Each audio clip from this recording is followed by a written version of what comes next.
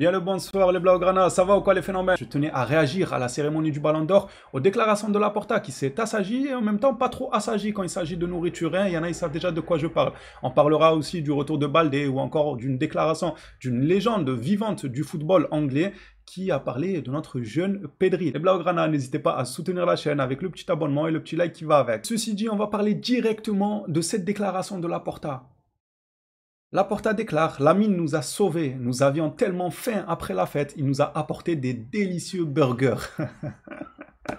Moi, des fois, je vous jure, je m'assois et je me dis, peut-être que c'est vrai, j'y suis allé un peu fort, peut-être que les petits de nature, là, les yaourts nature qui sont trop sensibles, ah non, mais pourquoi t'as critiqué lui? Bref, peut-être qu'ils ont raison, peut-être que je vais un peu trop fort en parlant du ventre de Laporta, de sa nourriture, etc. Tout en le félicitant lorsqu'il perd du poids, évidemment, ça ne va pas que dans un sens, mais il tend le bâton pour se faire battre. Comment ça, il nous a sauvés, carrément? Genre, le gars, il a été sauvé, vous mesurez l'ampleur des mots qu'il emploie. Là, il nous dit pas: il nous a rendu service, Lamine nous a offert des burgers. Non, il l'a sauvé. Il est en train de canner comme ça par terre. Lamine lui a dit: oh, monsieur Laporta, ne vous en allez pas aussi vite, on a de délicieux burgers. Il lui a mis un burger dans la bouche avec de la sauce, du fromage. Comment ça, il t'a sauvé? Il t'a sauvé comment? Non, dis-nous-en un peu plus. Regardez, il me tend le bâton pour que je le frappe avec, Laporta. Bon, en tout cas, apparemment, ils se sont régalés. Maintenant, passons aux choses un peu moins joyeuses, mais que je valide de la part de Laporta. On lui a justement posé la fameuse question sur le stade. Moi qui, il y a encore quelques temps, je disais, Laporta, à chaque fois qu'il venait au devant de la scène pour nous dire quelque chose, c'était toujours pour mentir, pour vendre de faux espoirs, pour dire quelque chose dont il sait pertinemment que ça a 20 à 30% de chances d'arriver. On lui a parlé du stade hier, et waouh, son communiqué est très propre.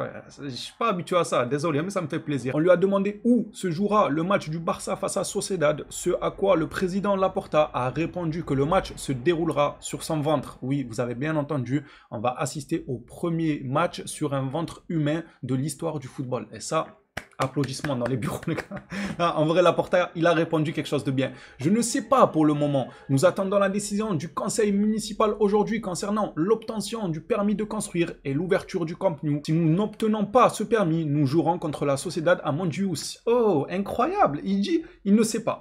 On attend l'accord. Et si on ne l'a pas, on jouera au Montjuïc. Mais il a mûri. C'est quoi? C'est l'effet des burgers, ça? Qu'est-ce qu'il a mis dans les burgers, Lamine Yamal, en fin de compte? Carrément, Laporta, il a arrêté de nous vendre de faux espoirs. Non, parce que le Laporta, il y a 2 semaines à peine en arrière, hein, pas de 4 ans. Il y a 2 semaines à peine en arrière, il nous aurait dit: ouais, on joue dans 2 heures, là. Dès que la cérémonie du Ballon d'Or se termine, on va aller au Camp Nou jouer. On va faire une séance d'entraînement nocturne directement au Camp Nou. Il aurait dit ça, et nous, on serait comme ça devant nos télé. Oh, ce soir, entraînement au Camp Nou, ça y est, c'est le retour. 6 mois après, ils sont où, le Camp Nou? Il devait y avoir un entraînement après la cérémonie du Ballon d'Or. Ça fait 6 mois qu'il est passé le Ballon d'Or. Ah, il aurait été capable, Laporta. Là, ça va. Moi, j'aime beaucoup ce genre de déclaration. C'est ce que je lui demande. Regardez, il ne pleure pas. Il ne dit pas que la situation est catastrophique. Il ne dit pas que le club est en crise, que le club est dans l'embarras. Non, mais il ne vend pas du rêve non plus et de faux espoirs. Chapeau à Laporta. Par contre, on va rester sur le côté du stade là. Et il y a un sapeur-pompier là qui veut saper le travail de Laporta. Qu'est-ce qu'il veut? Comment ça? Le pompier il a découvert qu'il y avait des problèmes dans le Camp Nou. Même la phase numéro 1 qu'on devait avoir face à Sociedad, finalement, on ne l'aura pas. C'est officiel. Je n'ai pas pris l'information, mais je l'ai vu de mes yeux. Le match face à Sociedad, il se déroulera bel et bien à Montjuïc. Merci à Laporta de ne pas avoir vendu de faux espoirs et d'avoir dit que tu étais dans l'attente comme tout le monde. On t'en veut pas sur ça. Maintenant, le chef des pompiers, là, il a découvert que ça n'allait pas en termes de sécurité. Nous avons détecté des failles de sécurité, notamment au niveau des voies d'évacuation. On va pas se mentir que je m'y connais quand ça parle incendie, évacuation, sortie de secours, etc. Et un site ne peut pas ouvrir s'il y a un souci avec la sécurité, je vous promets. C'est impossible. C'est une histoire de protocole. C'est des consignes, c'est comme ça. Il y a une règle à appliquer. Tu ouvres un stade, tu dois avoir un certain nombre d'issues fonctionnelles au moment de l'ouverture du stade. Si l'une d'entre elles déconne, eh bien le site n'ouvre pas. Ça, c'est dans la réglementation. Maintenant, ce qui se passe dans la vraie vie, évidemment, il y a plein de stades, plein de sites où des issues de secours sont totalement cadenassées, voire ne marchent pas, ne sont pas fonctionnelles, et le stade continue d'ouvrir ses portes. Ça, c'est au fil du temps, la pression, elle est relâchée. Mais quand ils viennent faire le test pour voir si tout va bien, l'infrastructure et tout, s'il voit une issue de secours qui va pas bien, il va pas donner l'accord pour ouvrir le site. Parce que le pompier, là, s'il donne son accord, il dit OK, on ouvre le site. Si un jour de match avec les supporters et tout, bam, incendie, des issues de secours bloquées, c'est qui va tout prendre sur son dos? Non, dites-moi, c'est le pompier. Ils vont lui dire, viens là, toi, viens là. On t'a dit d'aller voir le Camp Nou, on t'a dit d'aller voir si, en termes de sécurité, tout était réglementaire, tu nous as dit oui. Comment ça se fait qu'il y a 2 issues de secours, elles ne se sont pas ouvertes lorsqu'il y a eu l'incendie, tu nous expliques? Elle va dire, ah ouais, c'est prison. Ça, c'est des coups de prison, je vous parle sérieux, ce genre de métier. Encore une fois, je sais de quoi je parle, c'est des métiers à risque. Si tu ne fais pas bien le travail, tu peux risquer des peines de prison. On ne joue pas avec la vie des gens. Et heureusement, j'ai envie de dire, c'est pour ça que moi-même, depuis le début, je tiens la même position. Si jamais le Camp Nou n'ouvre pas pour des questions de sécurité en termes d'issue de secours ou autres, les gradins, etc., il ne faut pas forcer les choses. N'ouvrant pas et attendant que tout soit aux normes. On ne peut pas jouer avec la vie des supporters, les gars. Ils viennent pour regarder un match, ils viennent pas dans un stade où on a précipité les choses pour ensuite, s'il y a une catastrophe, allez hop, tout le monde se retrouve dans de beaux draps. Non, c'est pas comme ça. C'est du football. Faut rester quand même raisonné vis-à-vis de ça. Mais le pompier, on va l'attraper quand même. Voilà, ça, c'est une chose, être professionnel, garder son sang-froid et tout. Mais on va quand même t'attraper, le pompier. Hein. On va te montrer c'est quoi les failles de sécurité. Ah, je rigole, évidemment, la sécurité avant tout. Bref, passons à Alejandro Balde. Sport rapporte que Balde est sur le point de réapparaître et s'est entraîné avec le groupe ce matin. Excellente nouvelle. Maintenant, est-ce qu'il sera disponible pour le match face au Paris Saint-Germain? Seul le temps nous le dira. Ça me paraît un peu court. On va pas se mentir. Sociedad, Paris Saint-Germain, ça me paraît court, mais c'est possible. Voilà. Flick prendra la décision. Et l'autre bonne nouvelle aussi, j'ai vu de mes propres yeux encore une fois, c'est Lamine Yamal qui s'est entraîné avec le ballon aujourd'hui même. Et ça fait plaisir. Ceci dit, on va clôturer cette vidéo actualité par la déclaration de Scholes. Mais avant de vous la lire, je vais donner mon avis sur la cérémonie du Ballon d'Or rapidement en 2 temps, 3 mouvements. Pedri 11e, c'est incompréhensible. Palmer devant lui, c'est incompréhensible. Franchement, Olysée 30e. En fait, ils ont ouvert le bal de la pire des manières possibles. Dès les premiers nominés dans le top 30, Olysée, je me suis dit, hop, allez. Évidemment, moi, je n'ai pas regardé. Hein. Comme je vous l'ai dit, moi, je regarde pas leur mascarade là. Et ça, peu importe qui c'est le joueur et tout. Je regarde pas à partir du moment que je sens qu'il y a anguille sous roche, qu'il y a des intérêts qui sont partagés selon le besoin de quelqu'un. Tu me rends un service là, je te rends un service là. On commence avec Olysée 30e, c'est incompréhensible. Palmer 8e, mais à quelle heure? À quelle heure? Et j'ai pas vu. Moi, je regardais les informations sur les réseaux. Hein. Je recevais des notifications, des chaînes de foot et tout. Normal, je vais suivre parce que j'aime le football. Je dis pas non plus que je veux absolument pas voir le vainqueur et tout. Non.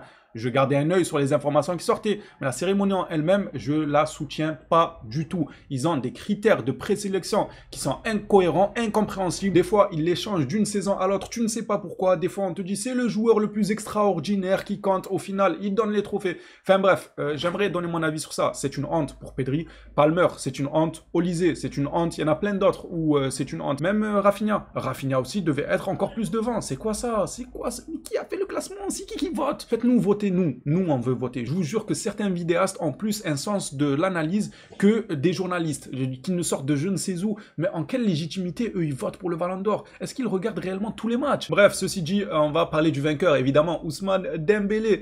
J'ai vu la vidéo de son discours, très émouvant. Après, on savait qu'il était sans filtre, naturel. C'est quelqu'un d'attachant. Ousmane, il parle avec le cœur, on l'a vu. Il est parti en larmes à de nombreuses reprises. Il a parlé de sa famille, de ses amis, de sa ville. Franchement, c'est quelqu'un de bien, Ousmane. C'est pour ça que je me dis, moi, dans ce malheur-là où la compétition, elle est pipée et truquée et selon les intérêts de chacun, hop, cette année, nos intérêts sont avec le Barça. Allez, on va le donner au Barça.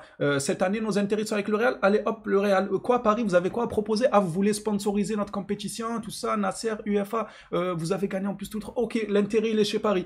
Moi, ça m'énerve, tout ça.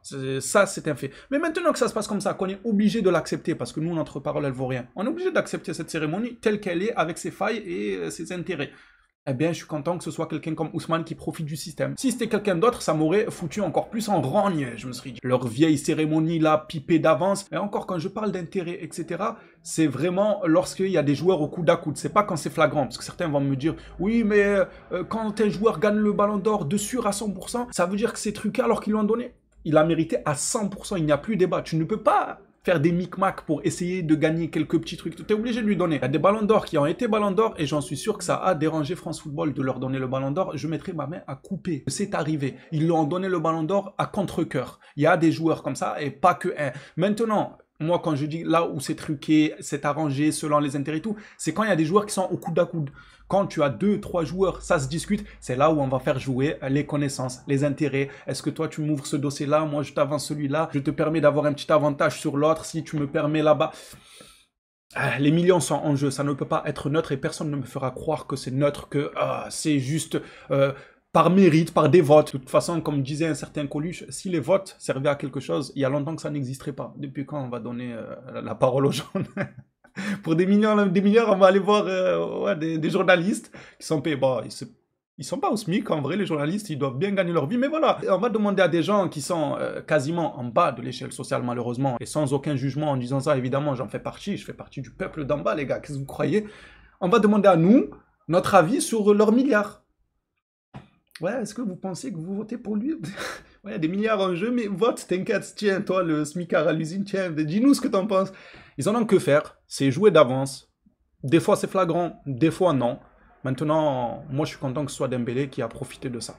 Je préfère lui que quelqu'un d'autre, comme je l'ai dit, parce que c'est quelqu'un de très émouvant, très attachant. Il est passé au club, on l'aime bien. Il est humble. Franchement, il est humble. C'est quelqu'un de humble. Moi, j'ai beaucoup aimé son discours. Très, très humble. Ça m'a fait plaisir. En fait, moi, j'avais le sourire devant la vidéo de Dembélé qui fait un discours. Je vous promets que j'avais aucune haine. J'étais pas là en mode ah, Yamal. Hein. Alors, évidemment, pour moi, c'est Yamal qui doit le gagner. Sur une qualité intrinsèque, sur ce qu'il a apporté pour son équipe durant la saison, il n'y a aucun doute. Je ne reviendrai plus sur ça. Mais en voyant Dembélé et en me disant je suis conscient des intérêts quand on parle en millions et en milliards, eh bien, j'aime bien voir des gens comme Dembélé profiter de ce système-là, et tant mieux pour lui. C'est pas non plus hyper démérité, attention. Je ne dis pas qu'on l'a donné, encore une fois, je dis quand il y a concurrence entre certains joueurs, Dembélé faisait partie des joueurs qui faisaient concurrence à d'autres joueurs, et lui a eu le petit avantage d'être au bon endroit, au bon moment. Je ne vais pas citer tous les éléments qui ont fait que il a pris un petit avantage, un petit ascendant sur le reste de ses concurrents. Vous les avez tous, je pense, pas besoin de s'y attarder. Lisons ça ensemble maintenant pour clôturer cette vidéo.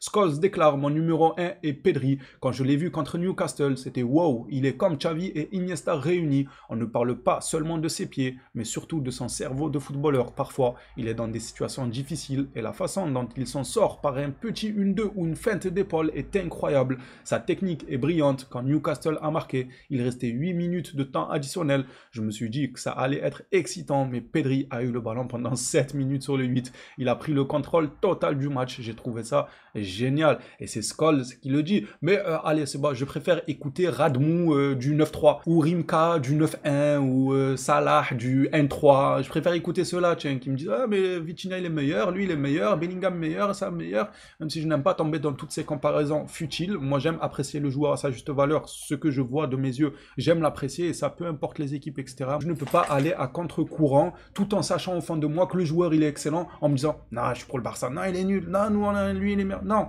donc c'est pareil pour Pedri. Pedri, je trouve qu'il est excellent. Les prouesses qu'il fait sur le terrain, ça me fait tellement plaisir à voir match après match. Et quel bonheur qu'il appartienne à Barcelone. C'est une raison de plus de l'apprécier, j'ai envie de dire, sans pour autant détester les autres. Mais arrêtez avec les comparaisons tous les 4 matins. À l'époque, ça le comparait à Zaïre Emery quand même. On en est arrivé à là, ça disait Emery, il est meilleur que... Allez, je coupe sur ça, c'est bon. Vous m'avez énervé, là. Je me suis rappelé de ça, ça m'a énervé. Voilà, c'est ça que vous voulez? Qui m'a chuchoté Emery, là? Pourquoi on m'a chuchoté Emery? Enfin, pourquoi je me suis rappelé de cette comparaison? Bref, les Blaugrana, ce sera tout pour cette vidéo actualité. Hâte d'avoir vos retours dans l'espace commentaire. On s'attrape à la prochaine sur le Barça. D'ici là, prenez soin de vous, les phénomènes.